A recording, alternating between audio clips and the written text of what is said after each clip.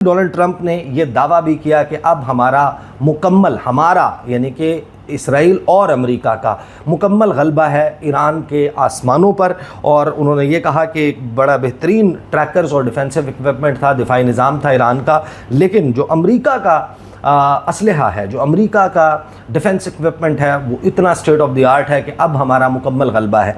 ये बयान आता है। फिर कुछ मज़ीद बयानात हैं, वो क्योंकि न्यूक्लियर मामले से रिलेटेड हैं और उस पर सेपरेटली मैंने बात करनी है, तस्नीम असलम साहिबा के साथ मैं एक नशिस्त रखूँगा, तो वो मैं ज़ाहिर है कि आपके सामने बाद में। लेकिन इसी दौरान अनकंडीशनल सरेंडर जो है वो मांगा जाता है कि हम मुकम्मल तौर पर सरेंडर चाहते हैं कि ईरान सरेंडर कर दे। अब इस सरेंडर का मतलब आपको मालूम है, वो रजीम चेंज भी चाहते हैं, वो ये भी चाहते हैं कि ईरान अपना एटमी प्रोग्राम जो है वो मुकम्मल तौर पर शट डाउन कर दे।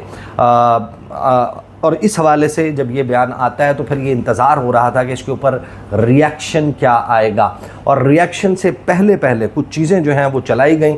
मैं जो स्काई न्यूज़ ने, एक तो डोनाल्ड ट्रंप जो हैं उन्होंने जो वापसी थी उनकी कनाडा से, वहाँ से उस दौरान जो सहाफ़ियों से उनकी बात हुई उसमें उन्होंने तुलसी गाबर्ड का जो बयान था कि ईरान न्यूक्लियर हथियार बनाने के करीब नहीं है या नहीं बना रहा, जो उनकी टेस्टिमनी थी उसको रिजेक्ट कर दिया। उन्होंने कहा कि I think they were very close to having one. ये बड़ा वाज़े करता था कि अब ये नेक्स्ट मरहले में जा रहे हैं। और साथ ही फिर ये कुछ ख़बरें जो है मैं आपके सामने सिर्फ एक 40 सेकंड का क्लिप शेयर कर रहा हूँ स्काई न्यूज़ का, जिसमें ये ब्रेकिंग न्यूज़ दी जा रही है कि डोनाल्ड ट्रंप अमेरिका इस वक्त एक डिसाइसिव और बड़ी स्ट्राइक की तैयारी कर रहा है ईरान पर। ये सुनिए।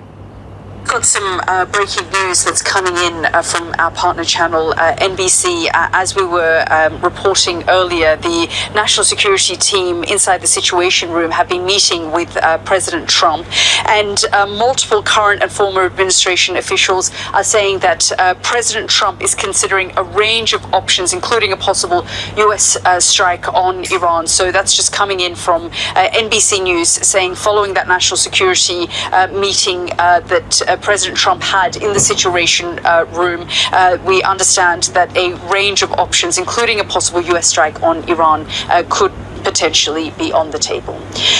तो अब अमेरिकी मीडिया ये दावा कर रहा है कि पोटेंशली इस वक्त ईरान के ऊपर एक स्ट्राइक का मामला टेबल पर, मेज़ पर मौजूद है, एक ऑप्शन के तौर पर मौजूद है। और फिर इस हवाले से कुछ बहुत ही ख़तरनाक दावे किए जा रहे हैं कि किस किस्म के वेपन्स ईरान के ख़िलाफ़ और कहाँ कहाँ पर इस्तेमाल करने की तैयारी हो रही है, उसके ऊपर जो है वो सेपरेटली बात करेंगे। लेकिन ये तमाम जब माहौल बन गया तो फिर इंतज़ार था कि किस किस्म का रद्द-ए-अमल जो है वो आता है ईरान की तरफ से और सैयद अली ख़ामनेई की तरफ से। सबसे पहले जो आगाज़ में रद्द-ए-अमल हमने देखा कि अचानक से जो पासदाराने इनकलाब हैं उनकी तरफ से ये बयान जारी किया गया कि हम बहुत जल्द इसराइल की जो एयर डिफेंस मिथ है, ये जो मिथ बनी हुई है कि इसराइल जो है उसकी फ़िज़ाई दिफाई निज़ाम को कोई ब्रीच नहीं कर सकता, ये मिथ बहुत जल्द तोड़ दी जाएगी।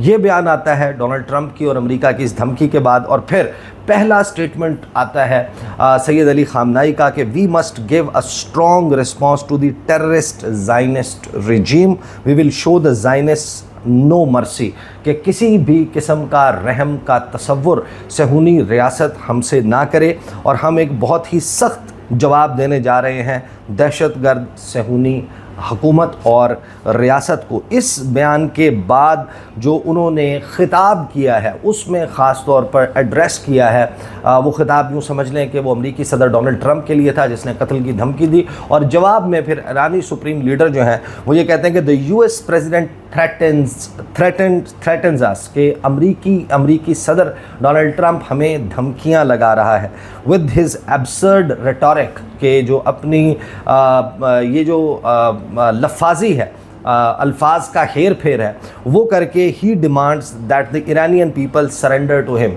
अमरीकी सदर डोनाल्ड ट्रंप का मुतालबा है कि ईरान की आवाम डोनाल्ड ट्रंप के सामने सरेंडर कर दें। Iranian they should make threats against those who are afraid of being threatened, कि ये धमकियाँ उनको लगाएं जो धमकियों से मरऊब होते हैं, जो धमकियों से मुतासर हो जाते हैं या धमकियों की वजह से डर जाते हैं। The Iranian nation isn't frightened bye such threats, कि ईरानी कौम ऐसी धमकियों से मरऊब होने वाली या डरने वाली नहीं है। उसके बाद ये जो अपना टेलीवाइज्ड एड्रेस है उसमें सैयद अली ख़ामनेई कहते हैं कि it isn't wise to tell the Iranian nation to surrender, कि ये कोई दानिशमंदाना फ़ैसला नहीं है कि आप ईरान और ईरानी कौम को कहें कि आप सरेंडर कर दें। What should the Iranian nation surrender to? आखिर कौन है जिसके सामने, कौन सी चीज़ है जिसके सामने ईरानी कौम सरेंडर करे? We will never surrender in response to the attacks of anyone. किसी के भी हमलों और धमकियों के सामने ईरान और ईरानी कौम सरेंडर नहीं करेंगे। This is the logic of the Iranian nation, के जो मंतिक है, जो बेसिकली लॉजिक है इस नेशन की, उस जिस दलील के ऊपर हमारी कौम जो है वो कायम है हज़ारों साल से, वो यही दलील है कि हम किसी के सामने झुकेंगे नहीं। This is the spirit of the Iranian nation, कि यही वो जज्बा है जो ईरानी कौम का है। उसके बाद कहते हैं कि the US entering in this matter, और फिर आगे ब्रैकेट में लिखते हैं वो वॉर, कि जो अमेरिका इस मामले में कूदने की तैयारी कर रहा है is 100% to its own detriment, कि ये 100% अमेरिका का अपना फ़ैसला है अगर वो इस जंग में कूदने की कोशिश करता है। The damage it will suffer will be far greater than any harm that Iran में एनकाउंटर, कि जो नुकसान होगा अमेरिका का, जितना बड़ा नुकसान, जितना शदीद नुकसान अमेरिका को ईरान पहुंचाएगा, वो ईरान को पहुंचने वाले किसी भी नुकसान से बहुत बड़ा और बहुत ज़्यादा होगा। The harm the US will suffer will definitely be irreparable if they enter this conflict militarily, कि अगर फ़ौजी एतबार से अमेरिका इस जंग में कूदता है तो ऐसा नुकसान अमेरिका को पहुंचाया जाएगा जो नाकाबिले तलाफ़ी होगा। ये वो जवाब है जिस जवाब के बाद अब पूरी दुनिया ये सस्पेक्ट कर रही है कि शायद वो डिसाइसिव 24 से 48 घंटे जो है वो शुरू हो चुके हैं, कि जिसमें अब ये कॉन्फ्लिक्ट एक नया रुख इख्तियार करेगी। ये जंग जल्द थमने वाली तो नहीं है, लेकिन ये नया रुख इख्तियार करेगी, और नए रुख से आप अंदाज़ा इस बात से लगा सकते हैं कि जिस किस्म की रेजिलियंस जो है वो अभी तक दिखा दी ईरान ने, उसके बाद वेस्ट के लिए ये एक हाफ कुक्ड मैटर छोड़ना, इसराइल की जो सिक्योरिटी गारंटीज़ हैं इस रीजन में वो ख़त्म हो जाएंगी। इसको इस तरीके से अब वेस्ट के लिए छोड़ना भी मुमकिन नहीं है, और ईरान के लिए भी अब ये लाजिम हो गया है कि उन्होंने अपना बदला पूरा करना है और अटैक्स जारी रखने हैं। Which leads us to a point कि जहाँ पर अब ये वाज़े नज़र आ रहा है कि अगले 24 से 48 घंटों में एक नई शेप होगी। अमेरिका किस तौर तैयारी कर रहा है, किस नहज पर, किस तरीके से किन बॉम्बर्स को तैयार किया जा रहा है, किस किस्म की मूवमेंट, जो सर्विलेंस के लिए जो जहाज़ उड़ाए जाते हैं कि ख़ास तौर पर रेडियो एक्टिविटी को नोट करने के लिए वो तैयारे जो हैं वो महवे परवाज़ किए गए हैं, कहाँ से कौन से एसेट्स मूव किए जा रहे हैं, इसके ऊपर सेपरेटली बात करेंगे। मैं आपके सामने क्विकली एक राउंड अप रख दूं कि गुज़िश्ता 12 से 16 घंटों के दौरान जो मेन खबरें रिपोर्ट हुई हैं, उसमें सबसे पहले ईरान जो है उसने इसराइली खुफिया एजेंसी मोसाद के हेडक्वार्टर पर हमला किया। तल अवीव में उससे खौफ व हरास था। ईरान का इसराइल पर फिर नया मिसाइल हमला होता है। स्ट्रेटेजिक अहदाफ पर मुतअद्दिद बैलिस्टिक मिसाइल्स दागे जाते हैं जिनकी वीडियोज़ मालूम है। इसी के फॉलो अप में आपने देखा कि मैं इसके ऊपर डिस्कस कर चुका हूँ तफसील से कि ईरानी सुप्रीम लीडर के प्लेस ऑफ हाइडिंग के हवाले से कि वो कहाँ मौजूद है दावा किया गया डोनाल्ड ट्रंप की तरफ से, और गैर मशरूत तौर पर हथियार डालने का, अनकंडीशनल सरेंडर की बात की गई ईरान की तरफ से। फिर हमारे सामने ये रिपोर्ट्स आ रही हैं कि ईरान ने ये भी कह दिया कि हम मुमकिन तौर पर जो स्ट्रेट ऑफ हॉर्मुज़ है, आबनाए हॉर्मुज़, उसको ब्लॉक कर सकते हैं। अब since that is a separate subject और पाकिस्तान के हवाले से क्या हो सकता है उस पर भी साइड बाय साइड बात जो है वो जारी रहेगी। लेकिन फिर इसराइलियों को एक पैगाम जाता है ईरानी चीफ ऑफ जनरल स्टाफ का कि हम एक अनकरीब बहुत बड़ी कार्रवाई करने जा रहे हैं। इसराइली जो है वो फ़ौरन हैफा और तल अवीव ये दोनों शहर खाली कर दें, छोड़ दें, और इसी किस्म की धमकी जो है तेहरान को खाली करने की इसराइल की तरफ से भी और अमेरिका की तरफ से दी जाती है कि आप तेहरान खाली कर दें, और जवाब में फिर ये धमकी एक्सचेंज होती है। फिर जो अमेरिका है वो अपने शहरियों के लिए मिडल ईस्ट टास्क फोर्स बनाता हुआ नज़र आता है कि मशरिक़ वुस्ता में इसका दायरा फैल सकता है और मुख्तलिफ़ इलाक़ों से जो अमरीकी शहरी हैं उनका इनखला और उनकी महफूज वापसी यकीनी बनाई जा सके। फिर तुर्क फ़िज़ाइया के हवाले से ये खबर आती है कि उन्होंने ईरान पर हमले के लिए जाने वाले जो इसराइली तैयारे हैं उनको वार्निंग देकर अपनी हुदूद से बाहर निकाल दिया।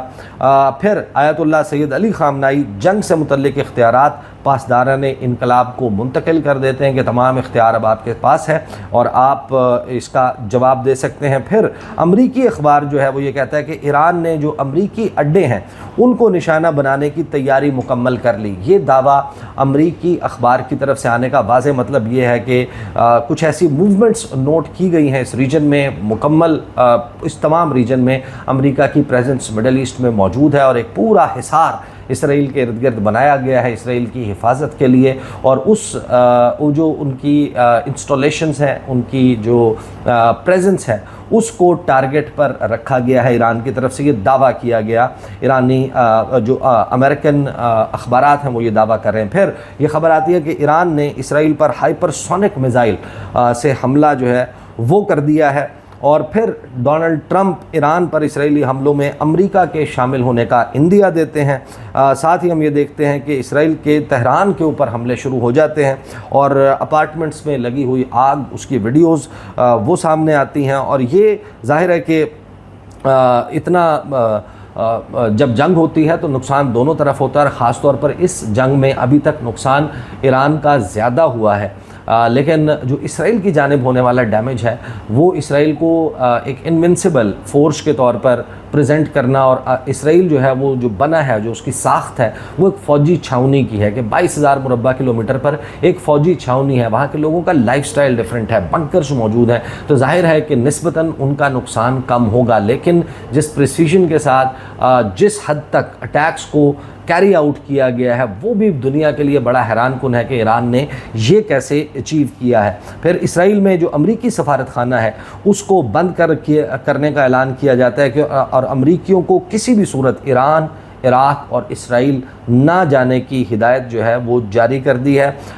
इसी दौरान जो डोनाल्ड ट्रंप हैं उनके बयानात अब मुसलसल तब्दील होते हुए ईरान के हवाले से सामने आ रहे हैं। फिर सैयद अली ख़ामनेई का सख्त बयान जारी होता है और फिर ईरानी सफ़ीर जो है वो रिएक्ट करते हैं। जब डोनाल्ड ट्रंप की तरफ से ये बयान आता है कि आप तेहरान जो है वो खाली कर दें, तो उसके जवाब में ये कहा जाता है कि ऐसा कभी नहीं होगा, इट विल नेवर हैपन कि हम तेहरान जो है वो तेहरान के शहरी छोड़ जाएं, उनका हमारे ऊपर मुकम्मल एतमाद मौजूद है। और फिर एक खौफनाक दावा अमरीकी अखबार की तरफ से किया जाता है कि जो इसराइल के ऊपर ईरान के मुसलसल हमले हैं उससे इसराइल के दिफाई एरो मिसाइल इंटरसेप्टर की मिकदार कम हो रही है, कि दे आर रनिंग शॉर्ट। और ये ख़बरें आपको मालूम है कि इस वजह से भी चलाई जाती हैं कि जो अमेरिका में मौजूद सिंपैथाइज़र्स हैं वो अपने गुड ऑफिसेस का इस्तेमाल करते हुए फौरी तौर पर बड़े पैमाने पर डिफेंस इक्विपमेंट की सप्लाई को यकीनी बनाएं। वो सप्लाई लाइन टूटी